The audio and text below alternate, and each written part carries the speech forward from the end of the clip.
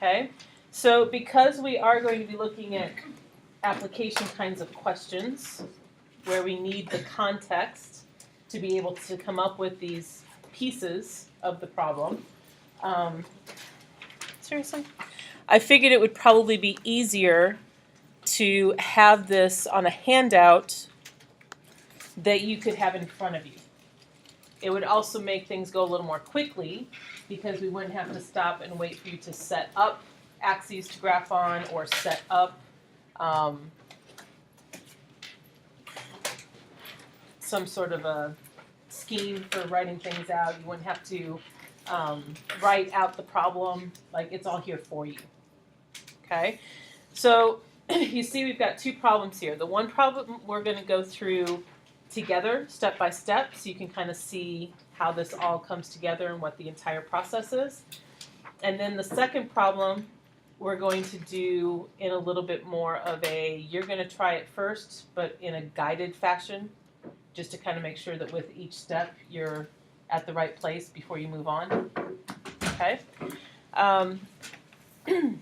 So the first thing I want to do, though, before we get into the problem, is just take a look at some of this vocabulary. So up here in the green is some of the vocabulary that we use when we talk about linear programming.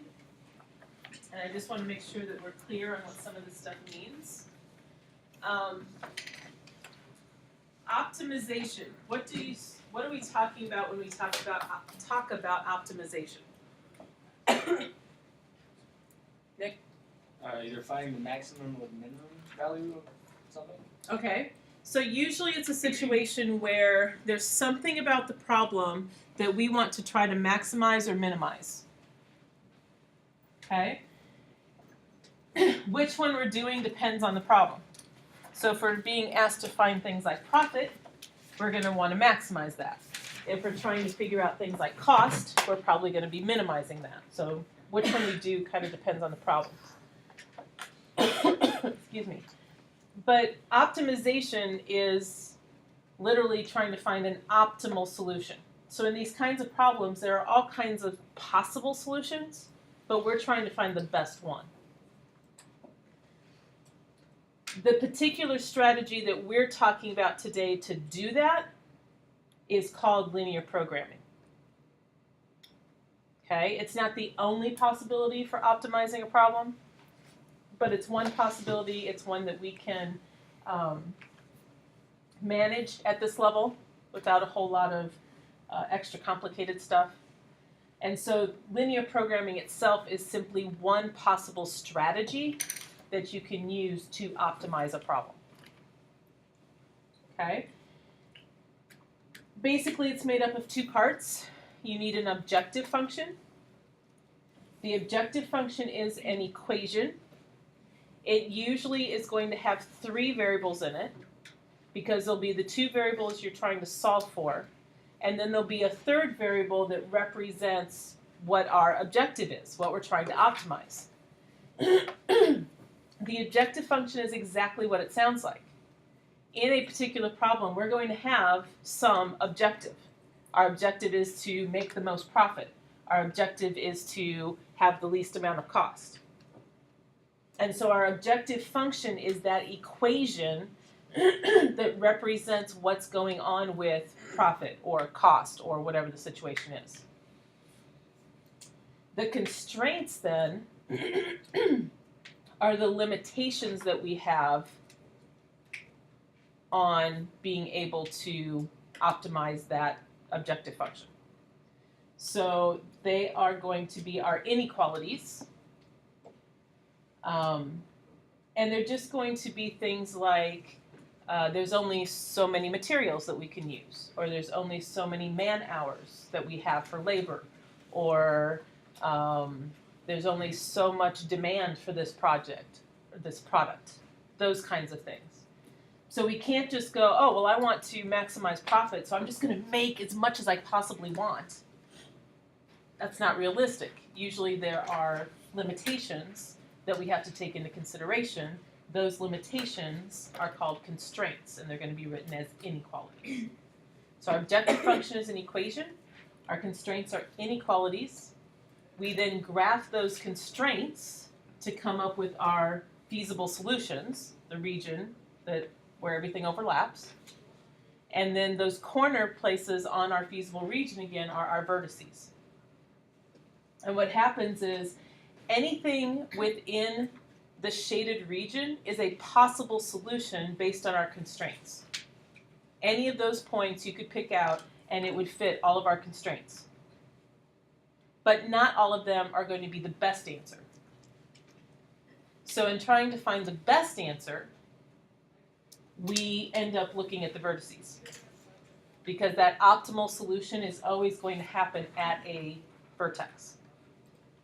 So once we've done the graphing, we need to find those vertices, just like you've already seen in the first part of the assignment, so that we can then put it into the objective function to find out which of these vertices actually does give me the best answer for this problem.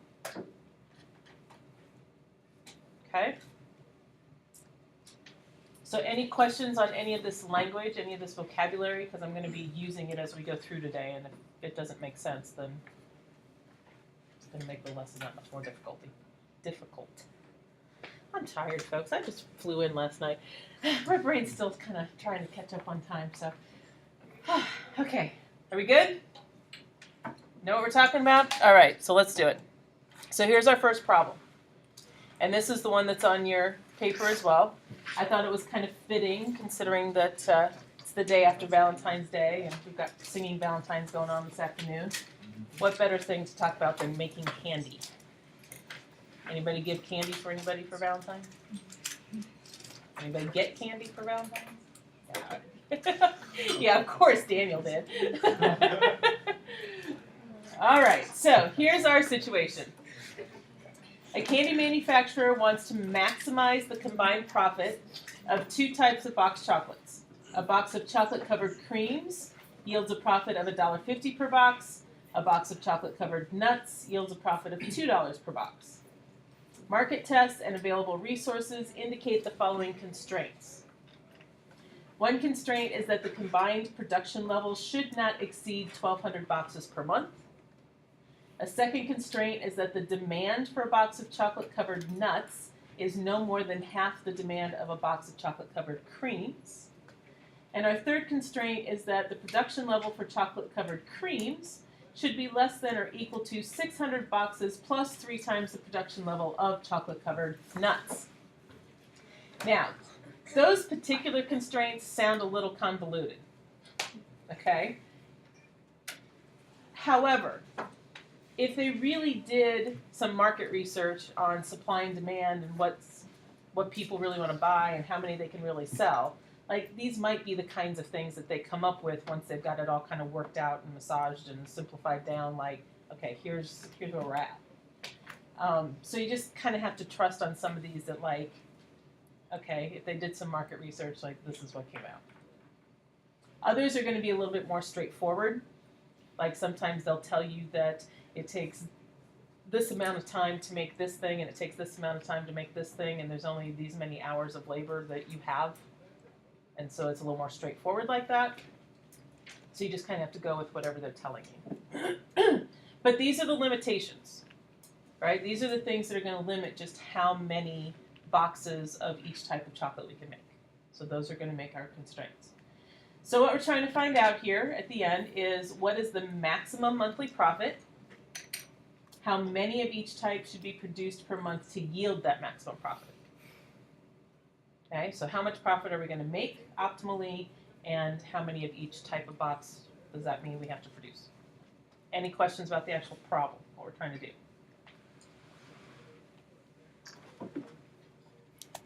All right, so first thing you need to look at is in the problem, what is it that we're trying to optimize? Another way of kind of thinking that is, what is the objective here? If you were the project manager, your boss came to you with this problem, your objective is what? Maximize profit. Maximize profit, right? That's your job. That's what we're trying to accomplish. And so that's also then what we're trying to optimize. We're trying to find the best possible answer so that we can maximize our profit. Okay? Along with this, as you're setting this up, you should also be thinking about variables, just like we were with our word problems before, like on the quiz and other problems. What are we going to use for our variables? We should be identifying them. Okay? So even on your paper, there's that little bit of space between the problem and the objective function. I would say that's a great place to just kind of say, here's the variables I'm going to use and here's what they're going to represent. So what do we need? Now, let me rephrase that.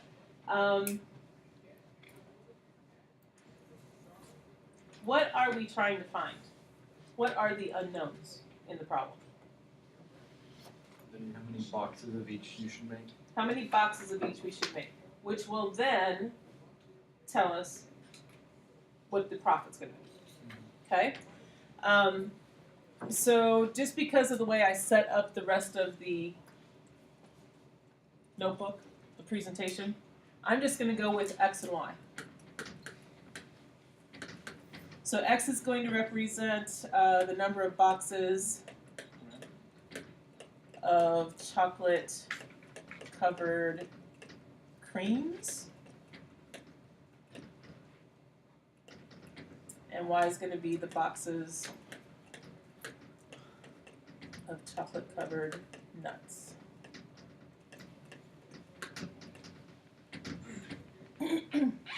Now, if you want to get a little more creative with this, you could choose C and N for creams and nuts. You can choose Q and P just because you like them. Like, I don't care what you choose here. But you should still be identifying them. Okay, so that when you get down to that final answer, you know what those variables represent and what those numbers really mean. All right, so if these are our variables, then what does my objective function look like?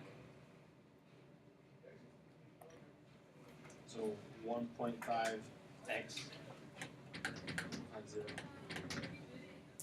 plus 2y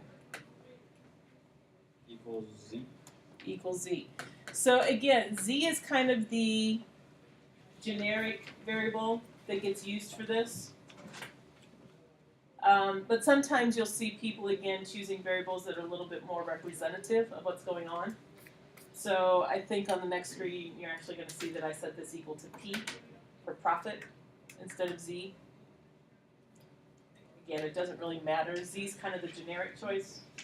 But if you want to choose something that's more representative of what's going on in your problem, you can do that too. But it's an equation.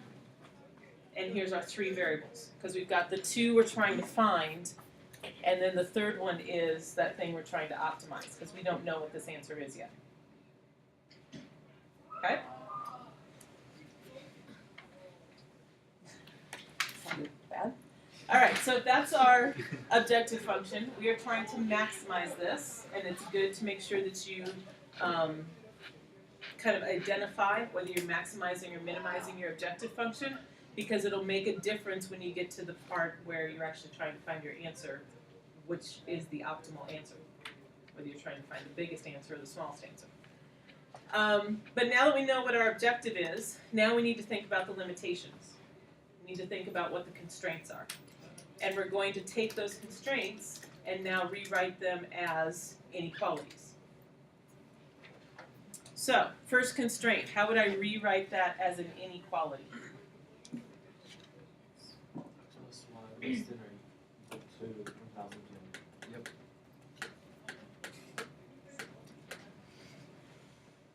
Does everyone agree that that inequality represents what's being said in the first constraint? Yep. Okay, so our combined production, x plus y, has to be less than or equal to the 1,200. Okay, how about the second constraint? X is Y is Which one? y is less than or equal to.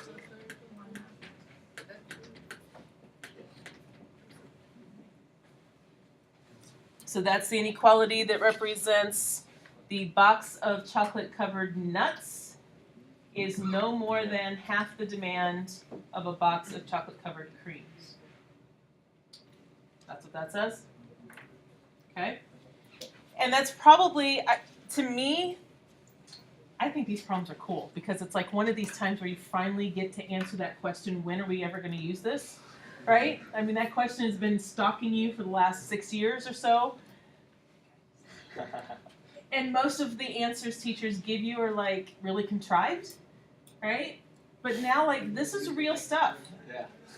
This is a real problem with real constraints and objectives, and like, you finally get to see, like, there is a reason for this stuff.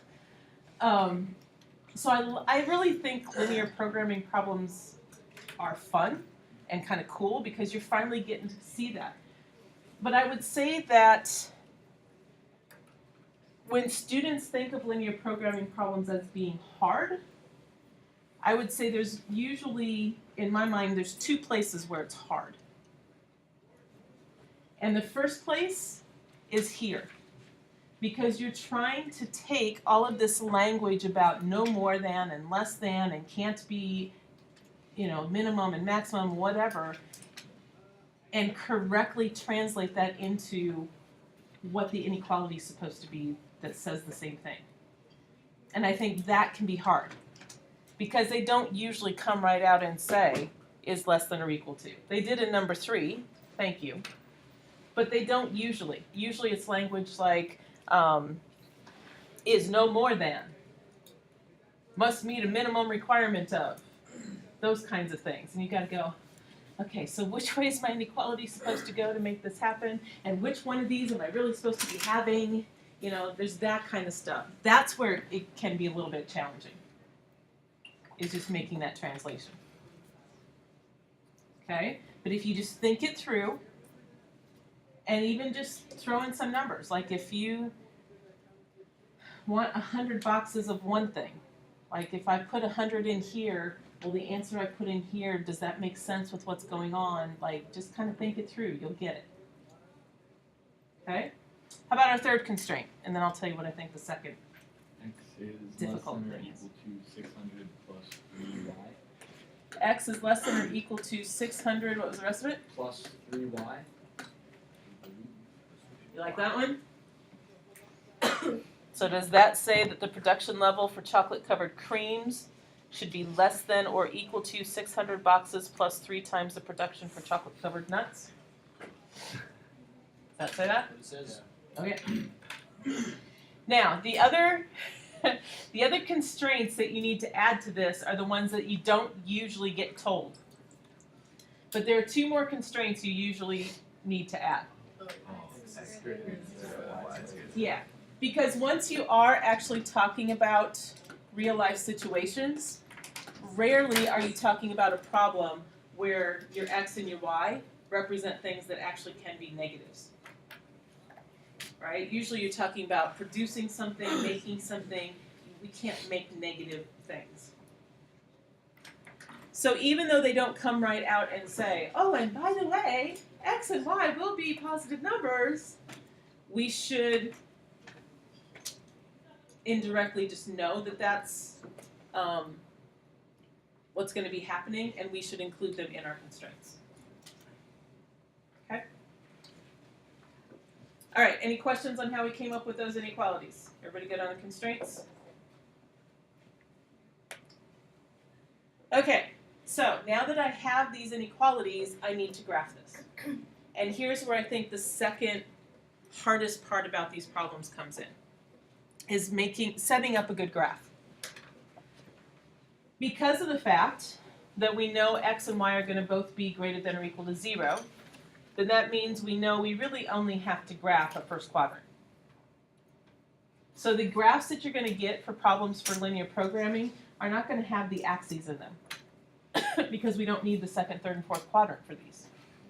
So they're going to be graphs that look more like what you see on your paper, just kind of a grid.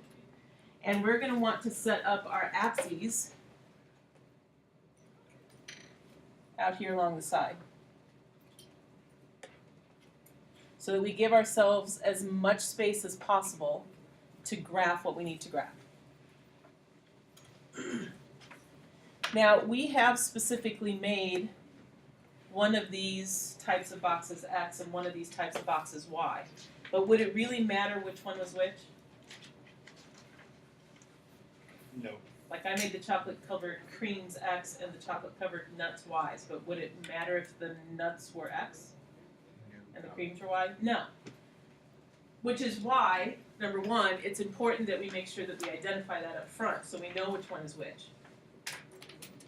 But because the one does not cause the other one, we don't have to be usually too concerned about which one is X and which one is Y. We can set up whichever way we want. Okay? Now, to actually do the graphing here, we need to figure out a scale to use that is going to be big enough to include everything, but small enough that I can see things well. Right? I don't want to end up with my shaded region being about this big when I've got all this space. Right? And especially when it comes to the next step, which is figuring out what the vertices are, if all you're looking at is a shaded region about that big, it's going to be really hard to tell. Okay? But I also don't want to end up with a shaded region that's out here so far that I can't actually see where all the vertices are. So we have to come up with this sort of happy medium so that we can see what we need to see and see it well. So what I usually do, and what I would recommend to you, is that before we actually start graphing, take a look at your constraints and try to come up with what the X and Y intercepts would be. Okay, now it's not always the easiest thing in the world, but this will be on a calculator section, so it ends up pretty easy. Use your calculator, figure it out.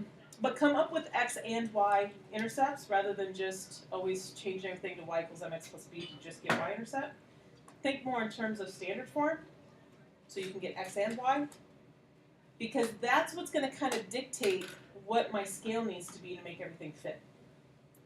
Because I know these are where all of my boundary lines are going to cross the axes, and I usually want to have all of that in my quadrant.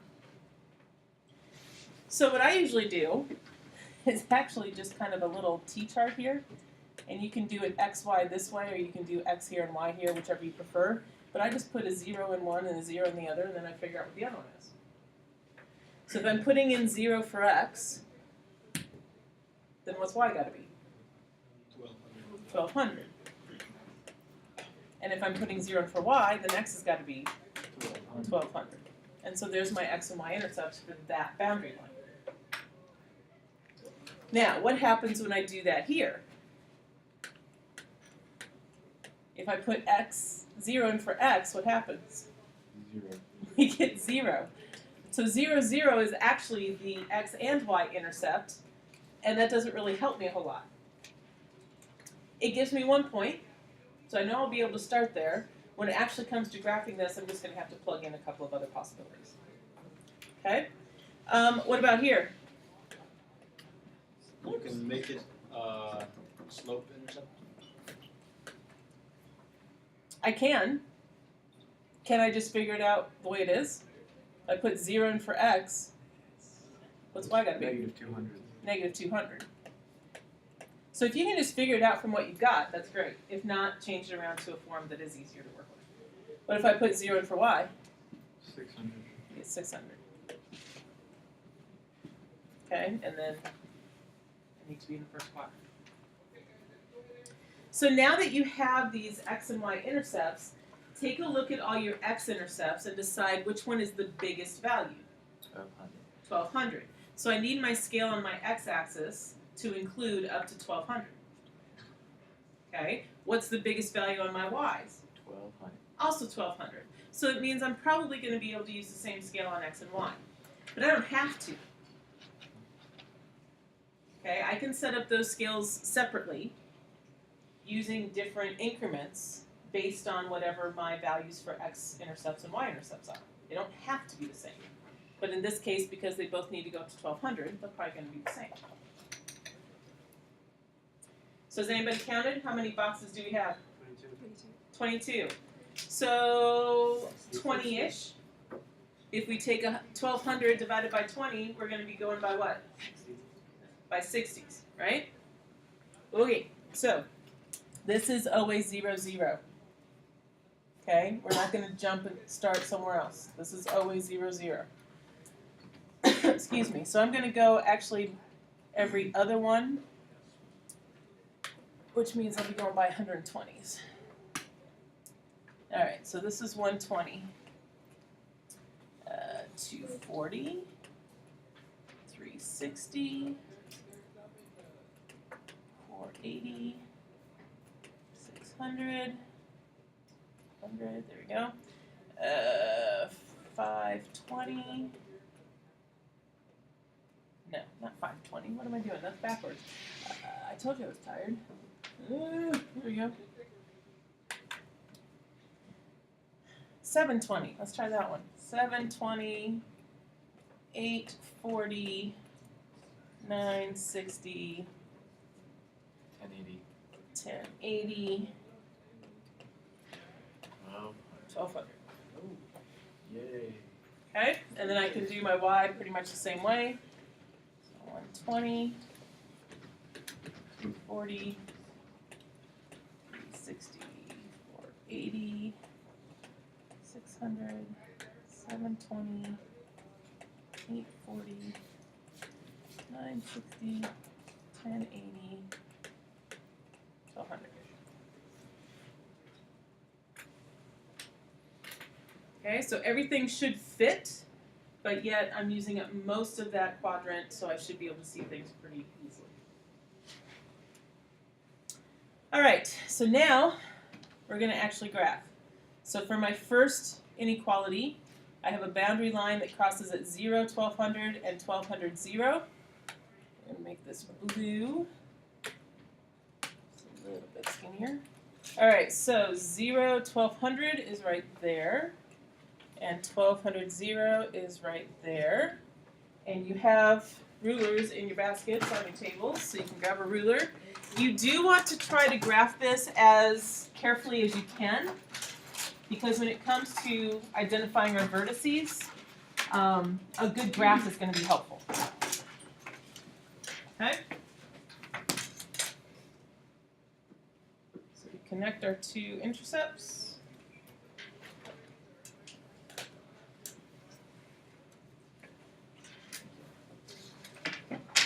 And then it's a good idea to somehow label your boundary lines. Now, if you're going to do it in colors, then you could just like put a line out here so that you know that that one's the blue one. If you're not doing it in colors, then it's a good idea to just label it here somewhere that this is the x plus y equals 1200 line. Okay, and you can make it equals because we're just talking about the boundary line. Now, as the constraint, though, it is an inequality. So which side of that line should be shaded when I get to the shading part? Down. Down, below. So we're going to be shading on this side when it comes time. Okay? All right, next one. Let's make this one purple. So again, if you're doing colors, you can just kind of mark it by color. I know that I have a point here at 0, 0.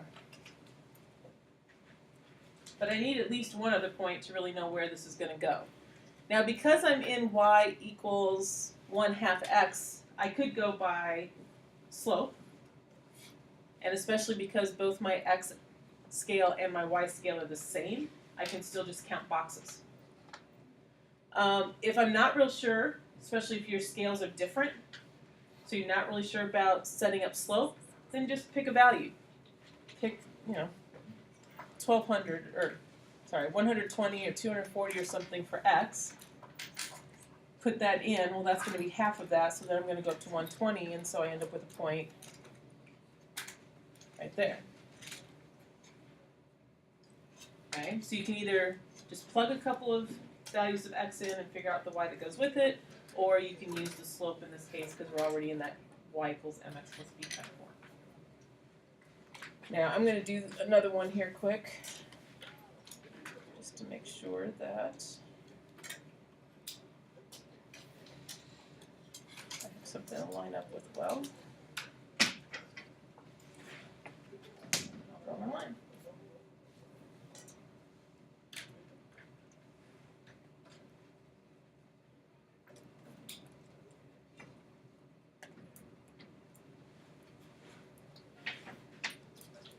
And again, I should, excuse me, I should label this.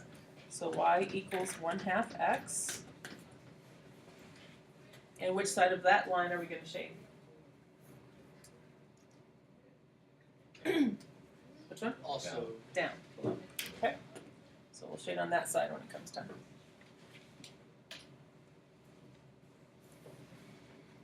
All right, now our next one, I'll do this one in red. We've got a x-intercept at 600, 0, so that's going to be right here. But then we've got a y-intercept at negative 200, but I'm not drawing anything down negative. So here's another case where probably I just want to pick another x value that's out there bigger than 600 and put it in and see how things work out. Right? Because I don't really have the negative 200 here to draw. So let's say we put in 720. Or if you put in 1200, then Oh. that probably works pretty Yeah. Might be easier to put in a y value, right? Oh. So if you put in a y value, because the x is by itself, let's say I put in 120. 3 times 120 is 360. 360 plus 600. 960. It's going to be 960, and 960 is right there. So I can get another point that way. Okay?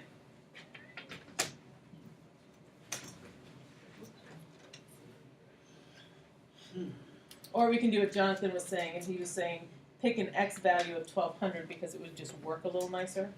but then You get 200 as your y. That wouldn't be very nice. You can estimate it. It wouldn't be too bad. All right, and so that is my x equals. Well, ran out of room. Let me try that again. Let's make this skinnier. So this is x equals 600 plus 3y. And which side of that line are we going to be graphing or shading? above. Up above it. So we're looking for this side. And then we know we have to be on this side of the y-axis and above the x-axis. And so what we end up with is this section right in here. Yeah.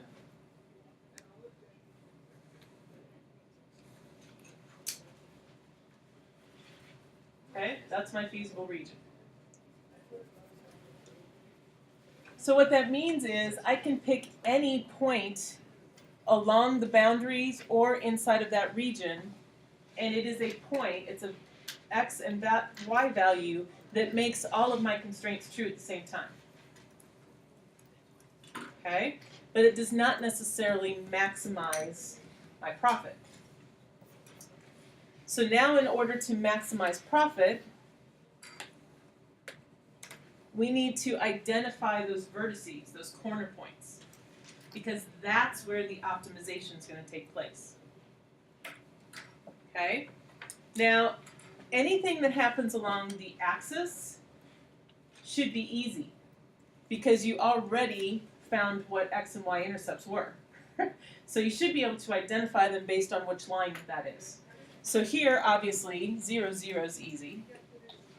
Whoops, let's try a pen here. Okay. What is that point? 600, 0. What is it? 600, 0. 600, 0. Because on my red line, this one, the x-intercept was 600.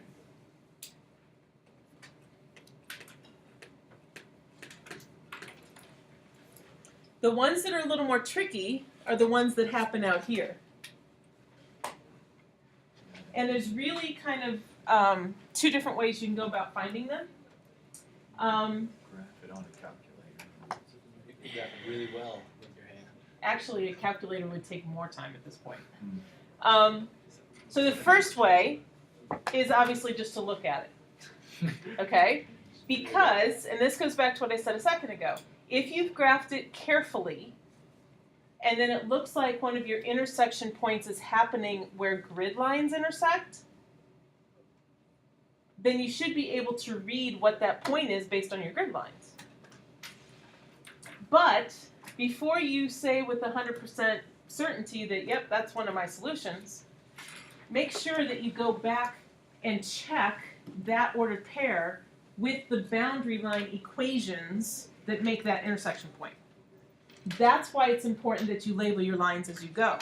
Because now if this is the point I'm interested in, then that point is all about the purple y equals 1/2 x line and this blue x plus y equals 1200 line. I need the intersection point of those two. So if this actually was on the grid lines and it looked like I could read them, once I did, I would want to make sure that it worked in both this equation and that equation before I said, yeah, that's my ordered pair. Now, unfortunately, neither one of these two really happened right on the grid lines. So when that happens, your other option is to just solve them as a system of two equations with two unknowns. Right? And again, that's why we labeled these. So I need y equals 1/2 x and x plus y equals 1200 to be solved with the same ordered pair at the same time. I'm solving a system. And because this is already in the form of y equals 1/2 x, that means I can just substitute it in here. So the 1x there plus the 1/2 x there is going to give me 3/2 x equal to 1200. So what's x going to have to be? 800, which means y is going to have to be 400. So now I know that this point is the point 800, 400.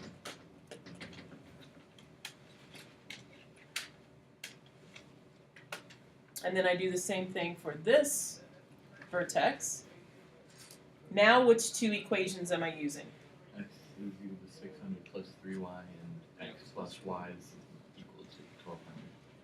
Okay, because those are the two lines that make that intersection point. So, if it's those two, this time I've got x by itself, so I could substitute that in there.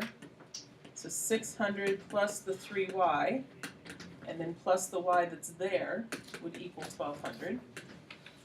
So that's going to be 4y equal to 600, which means y would have to be, 150, and x would have to be, 1050. so that's this point. 1050, 150.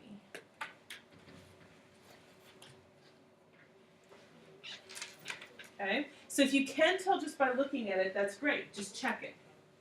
Make sure it really is the point that's going to work in both equations. If you cannot tell just by looking at it, then just set up a system of two equations based on what those boundary lines are and solve it algebraically. Okay? Any questions thus far? Graphing and vertices? All right, so now we're getting to the juicy stuff here, because now we're going to figure out what the answer is. So we've got our 4 vertices. We're going to test each one of those now in the objective function to see which one gives me my optimal solution.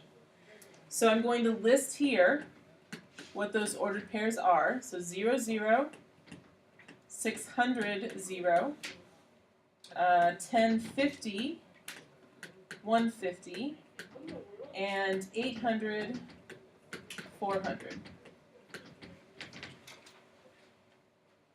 And then I'm going to test each one of those in the objective function. So for 0, 0, that means p is going to be 1.5 times 0, plus 2 times 0, which means I get a whopping profit of, 0. I don't think that one's going to make the boss happy. So let's go on. For this one, I would be taking 1.5 times 600 plus 2 times 0. What's my profit going to be there? 900. 900. So that's better. It's not 0. But is it the best? Probably not. Maybe not. So we keep going. Here I'm going to be taking 1.5 times my 1050 plus 2 times my 150. What's that going to give me for a profit? 18,750. 750. 18,750? Oh, never mind. You're doing different. I got 20. Oh, 20. Just kidding. 2050. 1.5 times 1050 plus 2 times 150. 1575 Yeah, and then plus 300.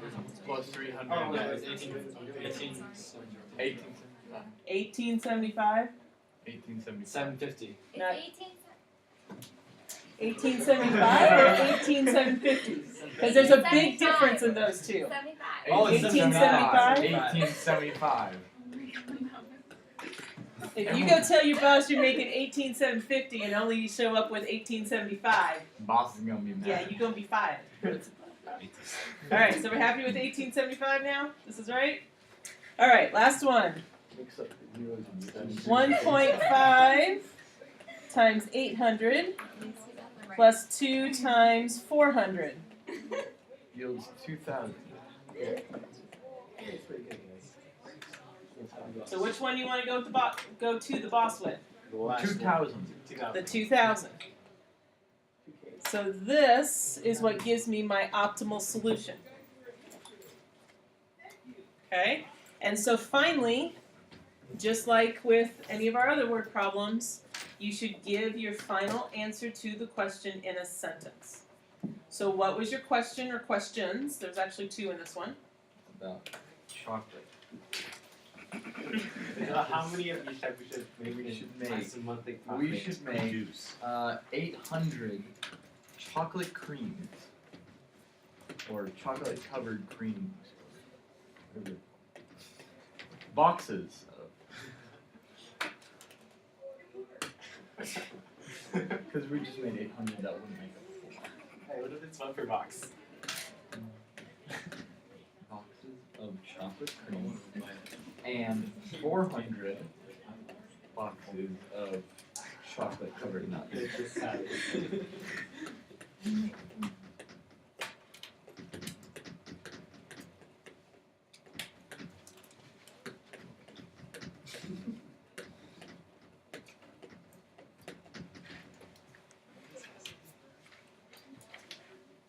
Is that it? And the maximum possible profit is 2,000 per month.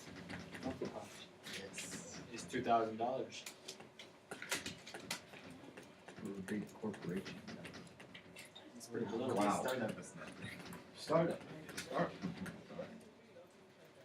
Seriously? No. Not quite Hershey. I wonder how much Hershey chocolate is. Probably a lot. Bit of Probably a lot. $2,000 per. Oh yeah, yeah. Would your dad be happy with $2,000 profit? No. Yeah? It's profit. It's profit, that's true. It's better than 0. Let's make 0 chocolate. See how much. Alright? So that's the process. It's a lot of steps, which is why I'm not actually giving you that many problems tonight for homework, because it is a bit time intensive. Like, you have to go through a lot of steps to get all the way through it. But we actually have the mathematical capability of getting all the way through it. We can take a problem like this now. We can set up the equation for our objective function. We can set up the inequalities for our constraints. We can use those constraints to graph things out to see where our feasible region would be. We can use our algebra to figure out where the vertices are and what the ordered pairs for those vertices should be. We can then test those vertices in our objective function to see which of them gives us the optimal solution we're wanting, max or min, depending on the situation, and we've got our answer. Any questions on any of that before we give you a shot at it? Let's go. Let's make some chocolate. Okay. All right, so turn your paper over. Take a look at the problem here quick first, and then I'll explain how we're going to do it. So don't start working yet. Just read the problem.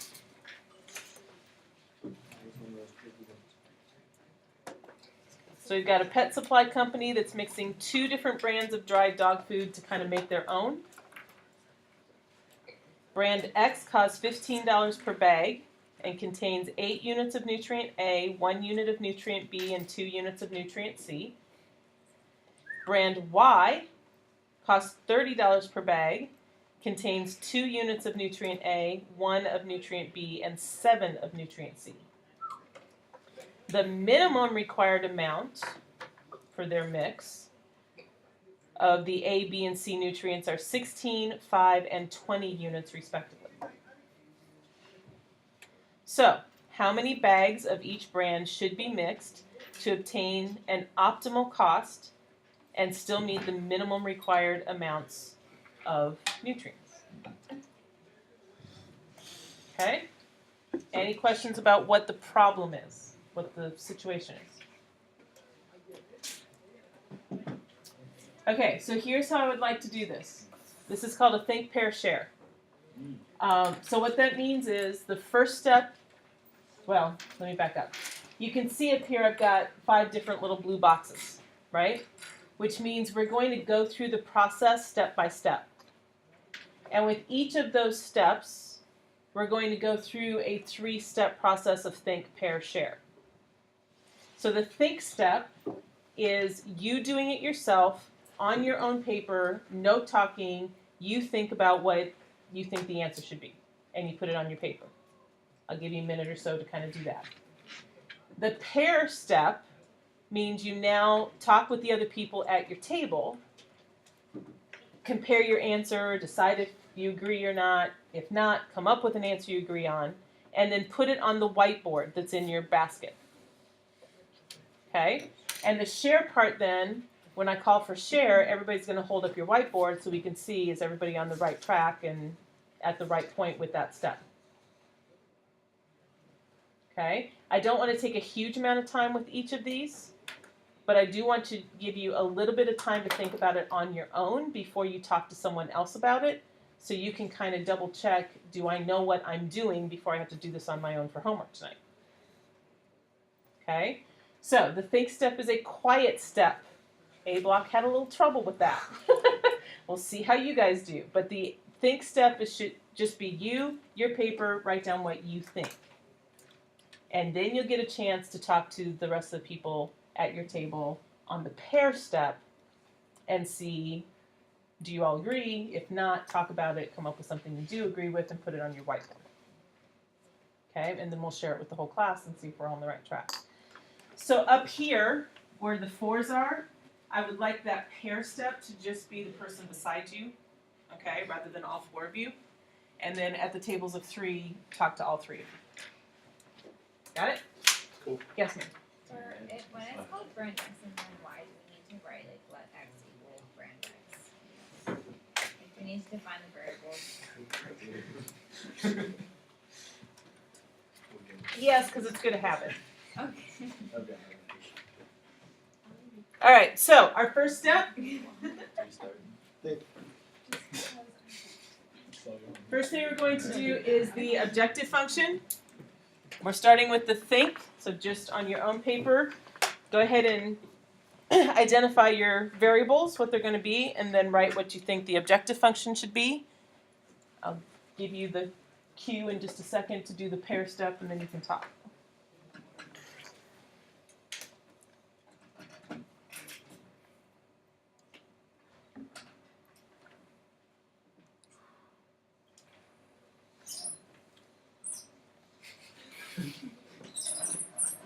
Go for it, Andy. Let's go for it. Otherwise, you sound like a little mouse over there. Squeak, squeak, squeak.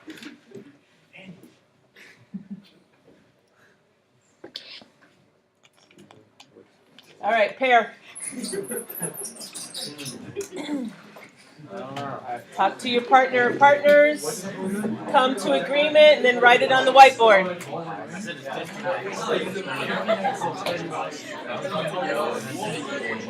We have to take into account.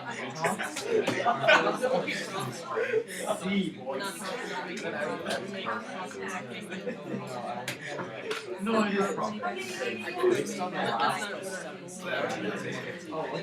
Optimal cost. I thought we also need to include something about the nutrients. I mean, he has the same. They're also part of the, where we're doing CP, C, we have the same variable. What's X and Y? What do you? It's a variable.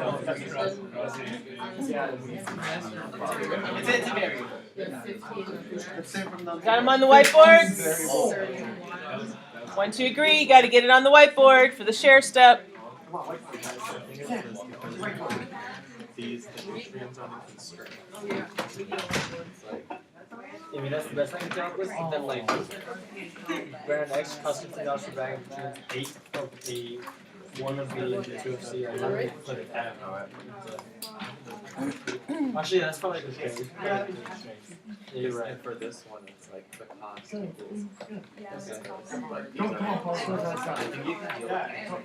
Paul, So then you can say, this. Yeah. Got them on the right board? You ready? Let's do it again. Paul, too soon. Wait, what? Too soon.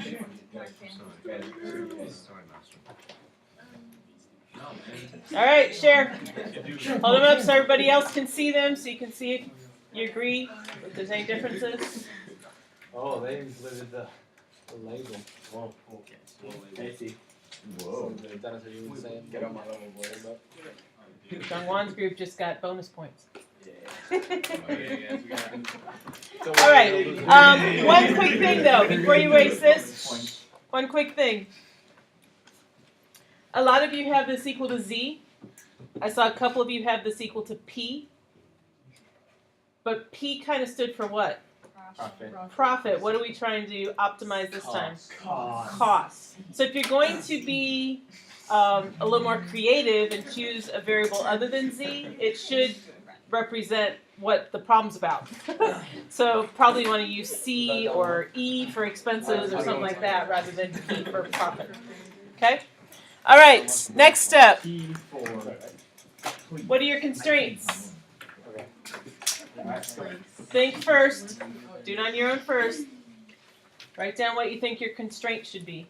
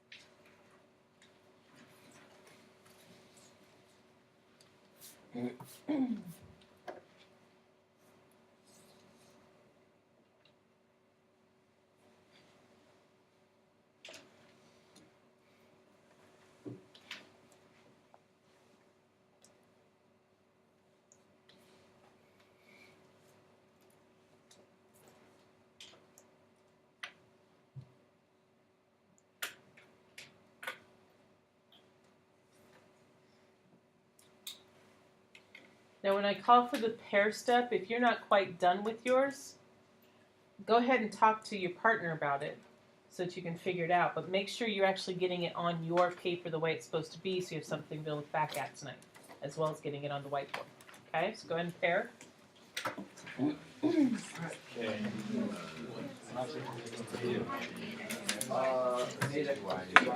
Oh, so you did it for so you did px plus 2y equals Okay, so basically, I might probably wrong. Then x times a plus you got it. Right now we're just counting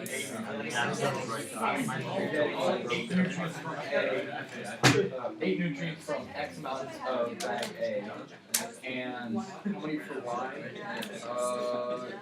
2 nutrients from Y brown, so Y amount of bag Y. So it'd be A equals 2Y. 1, 2, 3, get them on your whiteboard. At least 16, so it's greater than or equal to 16.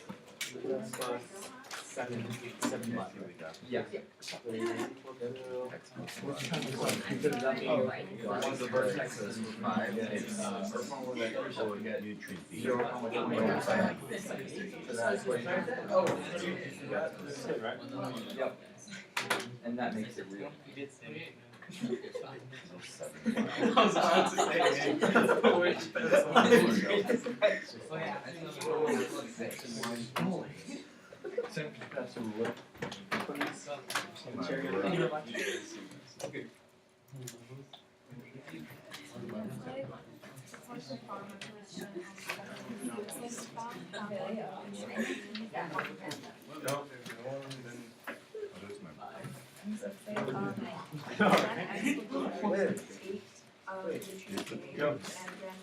Oh. We're like 4.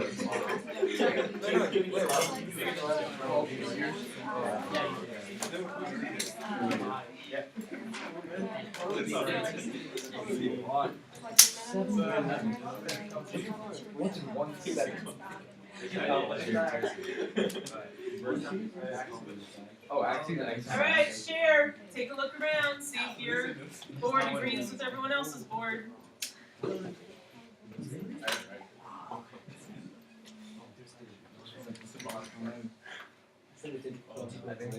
It doesn't look like everyone else's. Think about why. Their board looks very unique.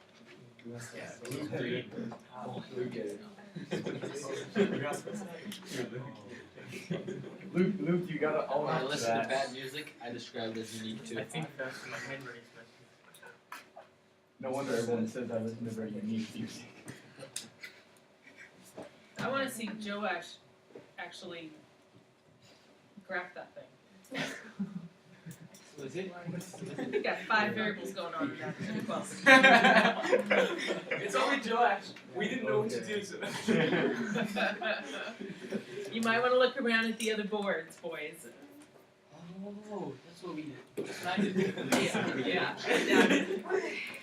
All right, so basically, your constraints are going to come from the different nutrients that you need, right? So you need 1 inequality for nutrient A, 1 inequality for nutrient B, 1 inequality for nutrient C. And it's the combinations that you get from each bag that have to meet the minimum. And again, being able to read this and go, okay, if I have to have a minimum requirement of something, then that means I actually want these 2 things to add up to that or more. And so that's the inequality I want. I want greater than or equal to, not less than or equal to. Okay? Okay, so now that you have your constraints, time to graph. Yay. Come up with a decent scale. Graph what it should look like. Get the shading in there where it should go. This is the big step. Try it on your own first. I like that. Could we? Can we make every single dot 100? That's a decent scale. Yes. I think that will clearly show what we're trying to show. That's what you have to decide.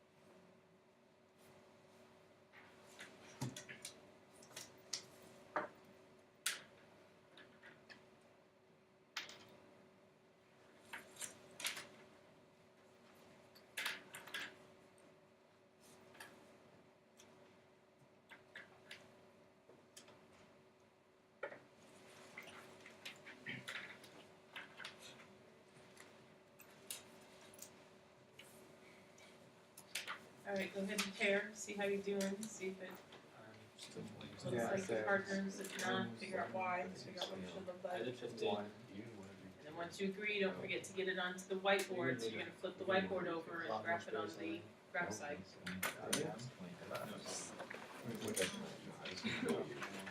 It only goes my math. But if you do 7 oh, but it's divide. I was gonna be multiply 20 times 7. Oh, because I'm gonna be way too big.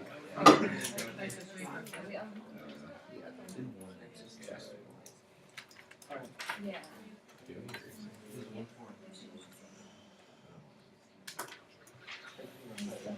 It works, but I got everything low. What skill do you guys use? The last So one. it's like, So basically- Did you just One So you can't say for do the intercept? Is that how you like figure out the point? no, nutrient A is irrelevant. Yeah. It is. Because it's not you. Well, it is a little, It is. my little triangle. Where? And then graph them. It's a one did Oh, I know it's a graph. Where did it? Oh. Two, it's like. I got. Oh, Yeah. it's a graph. That's an eight. No, I still graph. I know. Solve for y. Yeah. It'd be. I just I done Google.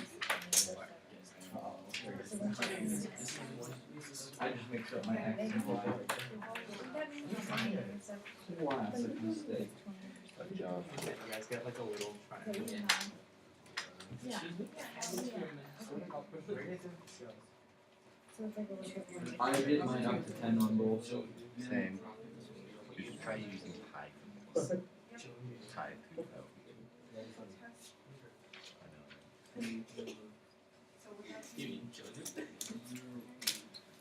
No, it's not pointless.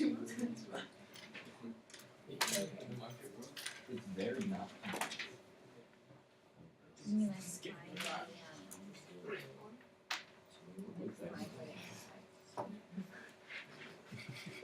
That was scary. That's the next step.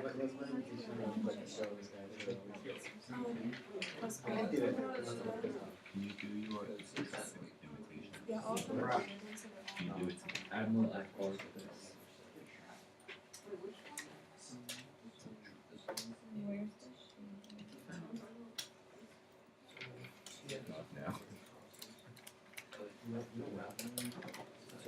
It's a laugh.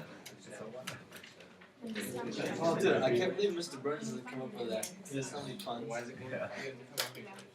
Then it changes the interview. because the second equation. And then you gotta say math.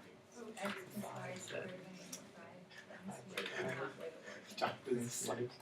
I don't know, think about it. Ooh, wait. I feel like mine's not Not this. too whiteboards. Oh, you have the little triangle? So maybe History The third one, 7 So I just did 3 and 2. How'd you guys get the little triangle? Shouldn't it be Everything out there? Like unconstrained? no, like not no, but why does that line go that way? Because if you try 0, 0 for that, it doesn't work, right? So if you try 0, 0, try that point, it doesn't work for the second line. So it's not this whole shade line. So you should everything else that way. It's not remember on the whole one? There was like 9 constraints. Oh, I thought you just. I wasn't. Oh, I didn't know about that. I thought it was just. Yeah, no, you gotta like check. So you know how when you graph an inequality? Technically, it's.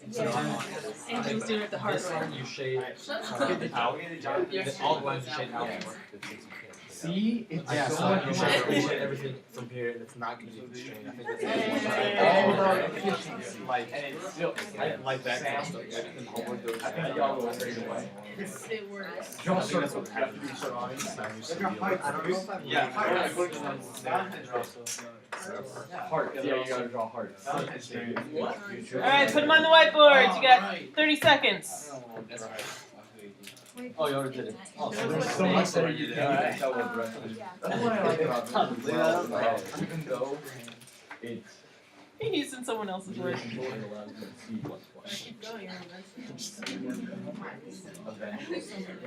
Someday. Maybe it's Like they agree with me. That's not confusing.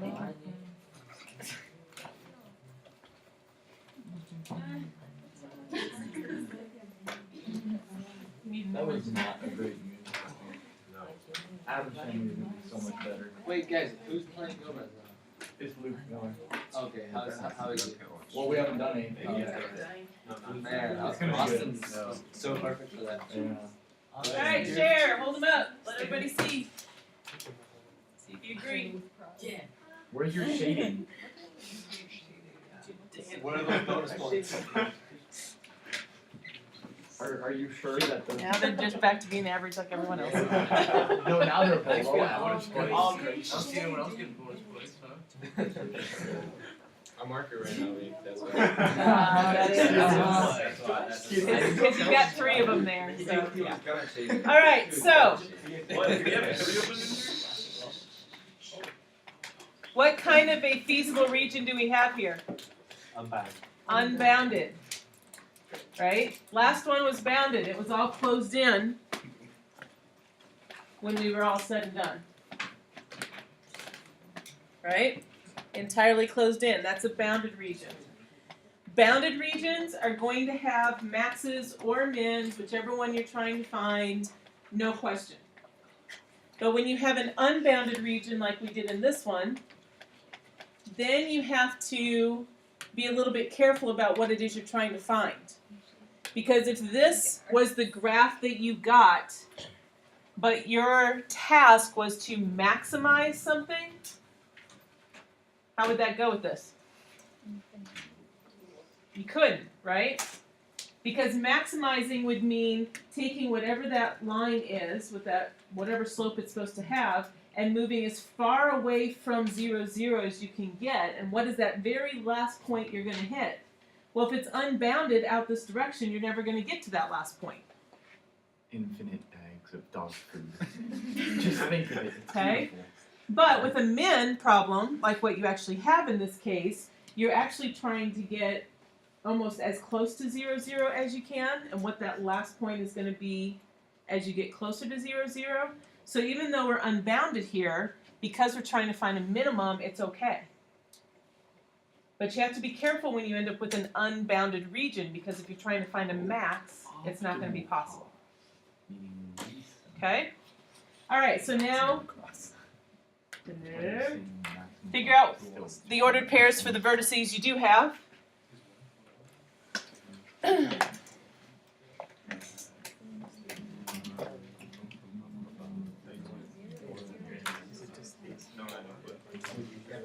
You gotta figure out what just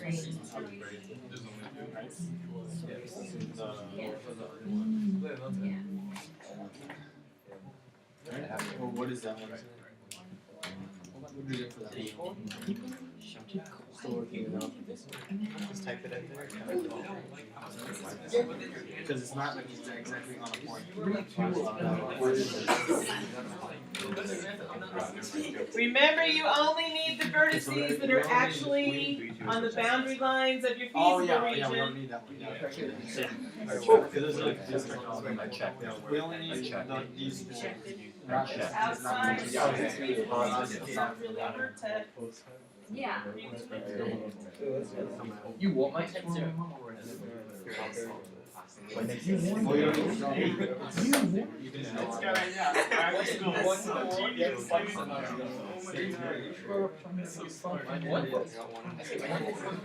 One, 4, 3, 2, Nope, you're 10, 0. Oh, that one's exactly on. I think Steph has gone sadly awry. Oh yeah, Oh yeah. it has. What did that? Huh? It is now share. I said the think step has gone sadly awry. That's why I said. Oh yes. Oh yeah, that quiet thing.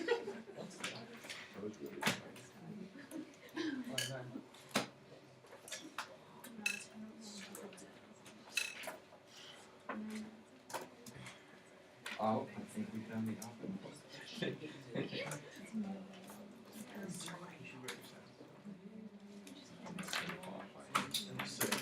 All right, go ahead and pair. We were still a thing. Okay, so Now we don't have time to still be in the thing. Our time's about out. Time to pair. Oh, and you. That's not right, that's not right. I got a negative number. then you done goofed. That's when you know you're done goofed. Once you agree on those ordered pairs, get them on your whiteboards. You can see them.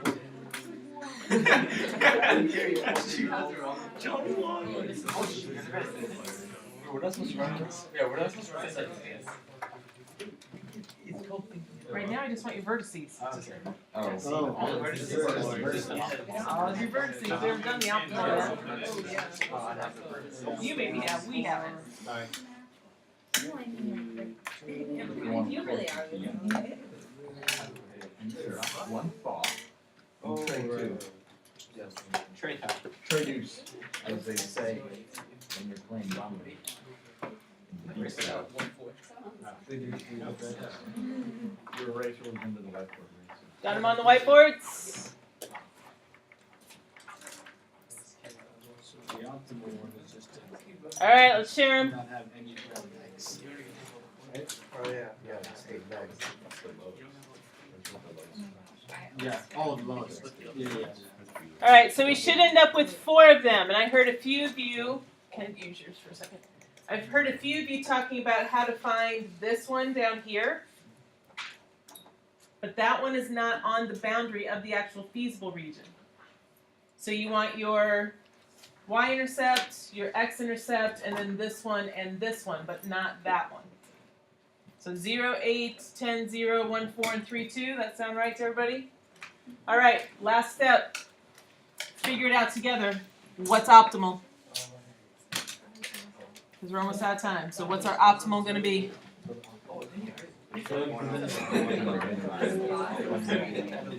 optimal is 3 bags. Minimal. 2 bags. Minimum. It's nice on a sheet like this. I imagine it'd be kind of a pain to try to graph and do that on scratch paper.